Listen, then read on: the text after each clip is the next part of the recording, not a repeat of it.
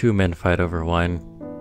Eventually blood is spilled, mixes in with one another, and the people that watched have to live with the consequences of those two men.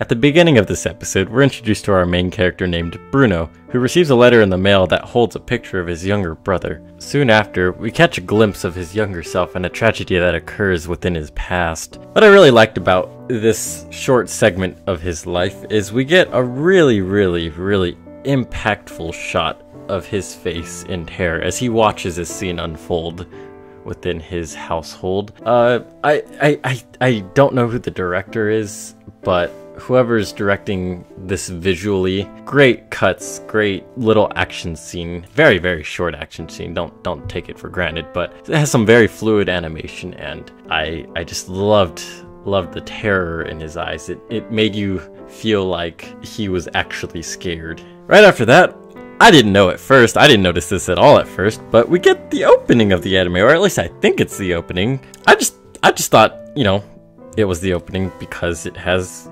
credits and music. Yeah, no, it's very well done. A lot of it's just pictures and ominous music in the background, but the music's nice. It gives you the tone of the show. It's gonna be a bloody show. It's gonna be a very Shakespearean revenge story. With that, we get the setting of America, and we're in the town of Lawless, wherever this is. We get some shots of the town, and then immediately we get the title screen, 91 Days.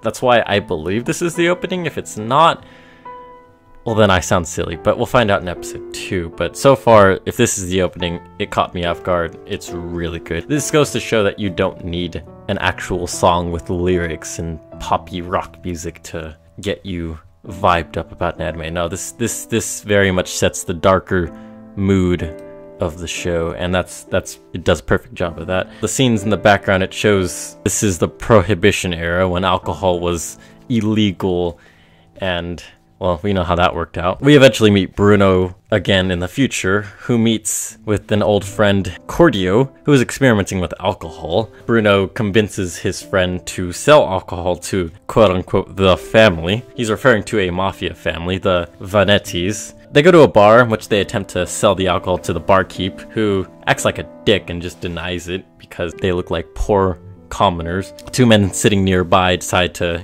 try the alcohol, and they like it and they want them to sell it. But in the midst of talking, a crazy looking man walks in named Fango, who works for the Yorko family, and he's looking for another man named Nero from the Vanetti family. Nero and his crew apparently stole some booze from Fango, so there's a dispute. At the end of the episode, we discover who Nero really is. It's not clear what Bruno wants to achieve by becoming affiliated with the Vanetti family, but, it's a revenge story, so he's probably going to infiltrate and murder everyone. At least that's what I assume. Good anime so far. Just the tone and the feels and the way it's set up. I love the setting, the tone, the music. Characters aren't anything special yet. We did get a crazy little smile from Bruno at the beginning of the episode, so maybe he has a very sadistic side to him, who knows, but I can't wait to find that out. One other thing, Fango, he's wearing assless chaps that have chaps. It's very confusing. He's weird.